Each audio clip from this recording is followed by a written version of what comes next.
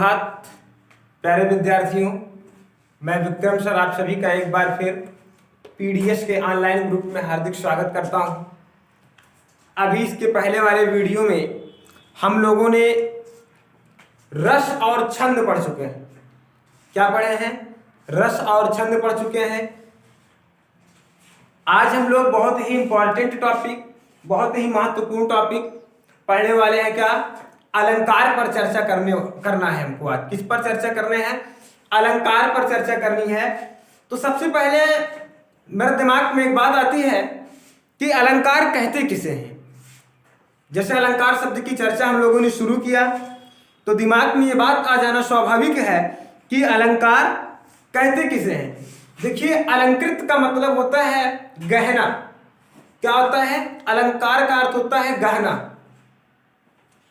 अब जिस प्रकार किसी गहने को, किसी आभूषण को पहनने से शरीर की शोभा बढ़ती है, शरीर की सुंदरता बढ़ जाती है, वो अलग चीज है बढ़े या ना बढ़े, लेकिन गहने को शरीर पर अलंकृत करने का मुख्य मकसद ये होता है कि अपने शरीर की शोभा बढ़ाना।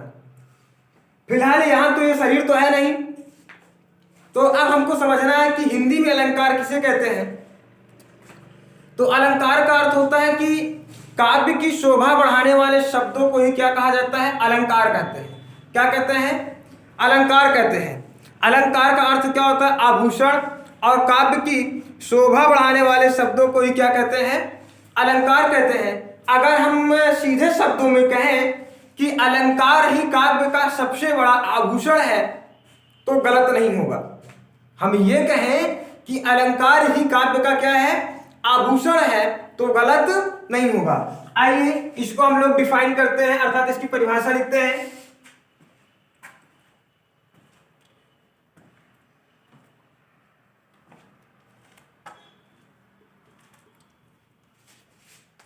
अलंकार का अर्थ है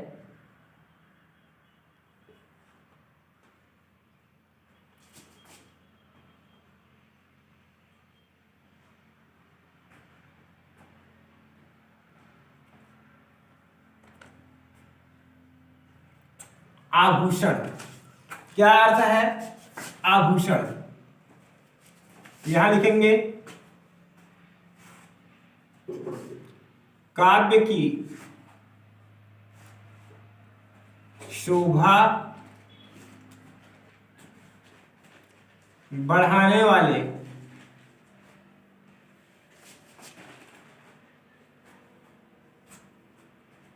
शब्दों को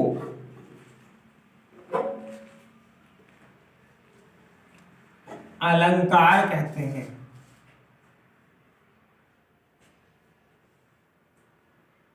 क्या कहते हैं? काव्य की शोभा बढ़ाने वाले शब्दों को अलंकार कहते हैं। अलंकार मुख्यतः दो प्रकार के होते हैं।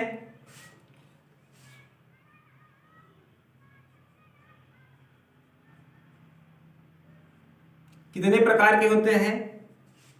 दो प्रकार के होते हैं। पहला हमारा होता है शब्दालंकार,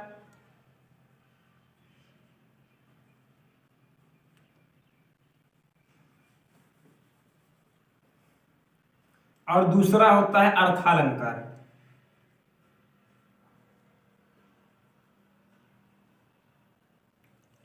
क्या होता है? पहला हमारा होता है शब्दालंकार और दूसरा हमारा होता है अर्थालंकार। फिर हम लोग ये चर्चा करेंगे कि शब्दालंकार क्या है, अर्थालंकार क्या है, दोनों में अंतर क्या है, दोनों के कितने भेद हैं। अब हम इस पर चर्चा करेंगे। तो सबसे पहले हम लोग चर्चा करेंगे क्या? शब्दालंकार किसे कहते हैं। किस पर चर्चा करेंगे? शब्दालंकार पर।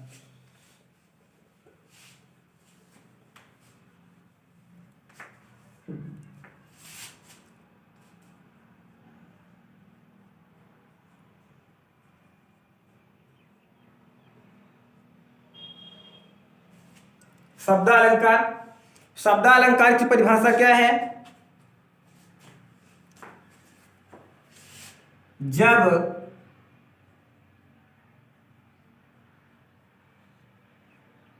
काव्य में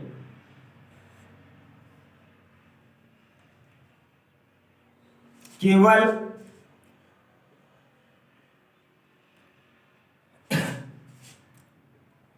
शब्दों में चमत्कार उत्पन्न होता है।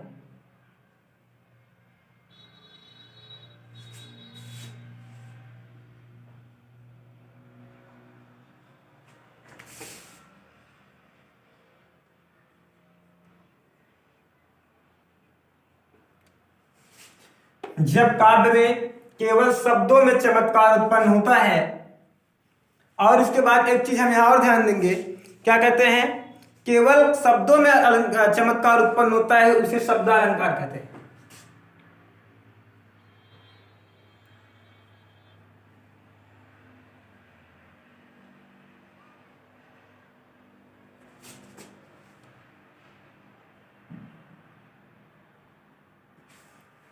उसे क्या कहते हैं, शब्दालंकार कहते हैं।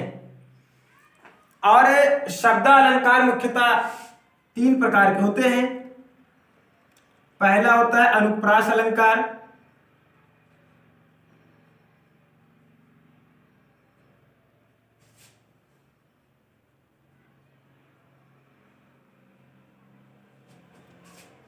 दूसरा होता है यमक अलंकार।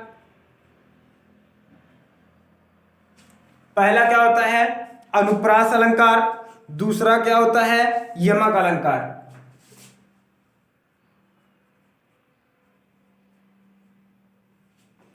थर्ड वाला हमारा होता है श्लेष अलंकार।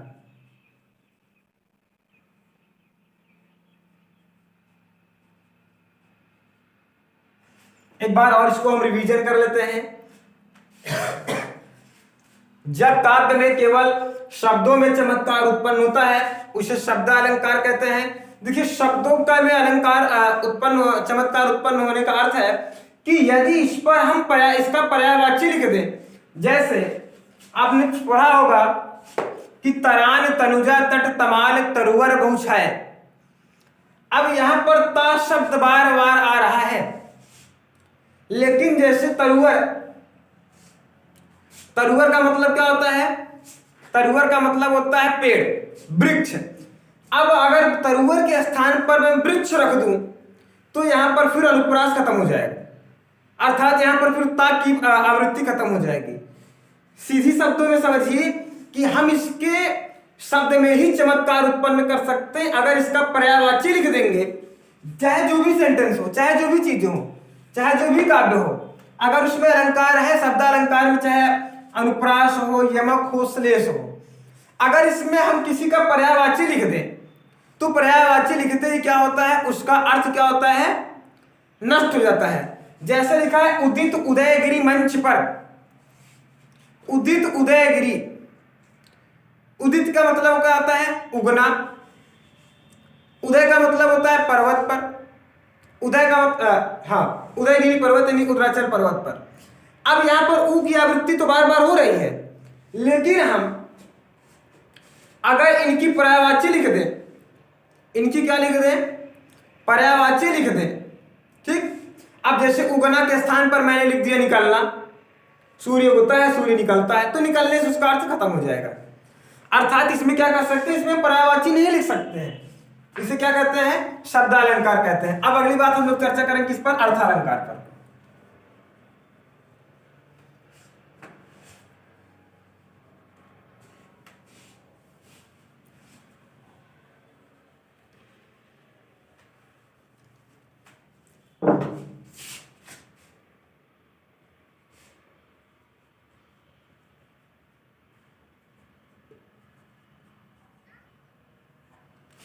जब काव्य में केवल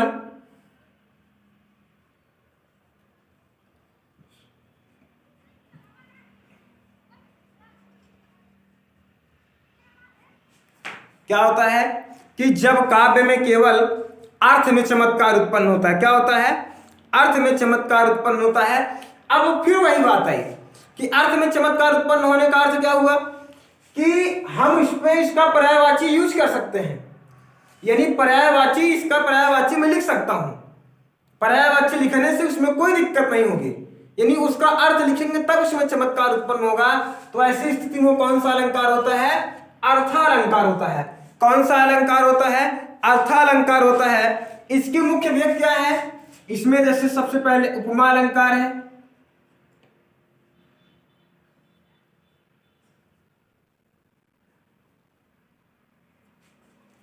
उपमा अलंकार है, रूपक अलंकार है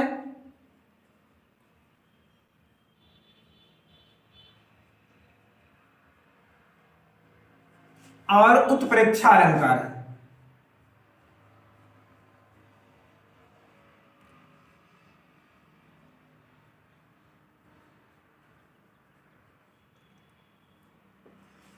कौन कौन सा अलंकार है? उपमा अलंकार है, रूपक अलंकार है, उत्प्रेक्षा अलंकार है। दिमाग में बात आ सकती है कि अलंकार के और कई प्रकार हो सकते हैं, जैसे हमारा भ्रांतिमान अलंकार होता है, एक होता है संदेहालंकार और एक होता है मानवीकरण अलंकार। वैसे अलंकार के अभी कई भेद हैं, लेकिन हम लोग जो चर्चा करते हैं यहाँ पर अकॉर्डिंग टू योर सिलेबस करते हैं, according to your board examination करते हैं, यानी आपके सिलेबस के हिसाब से, आपके बोर्ड परीक्षा के हिसाब से। इन चीजों में आपके कोर्स में जितनी चीजें हैं उसी बिंदुओं पर हम लोग क्या करते हैं, चर्चा कर देते हैं। बाकी अलंकार में संदेहालंकार भी होता है, भ्रांतिमान भी होता है, मानवीकरण जैसे भी अलंकार होता है। उसके बाद अभी हम लोगों ने लिखा था अनुप्रास।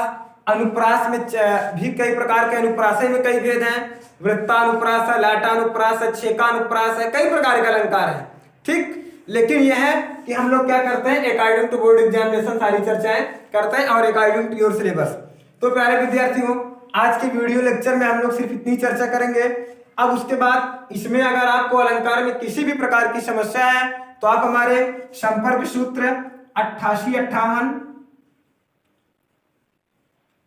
195865 पर व्हाट्सएप करके, मैसेज करके अथवा कॉल करके समस्या का समाधान कर सकते हैं। धन्यवाद। Subscribe now and press the bell icon. Never miss an update.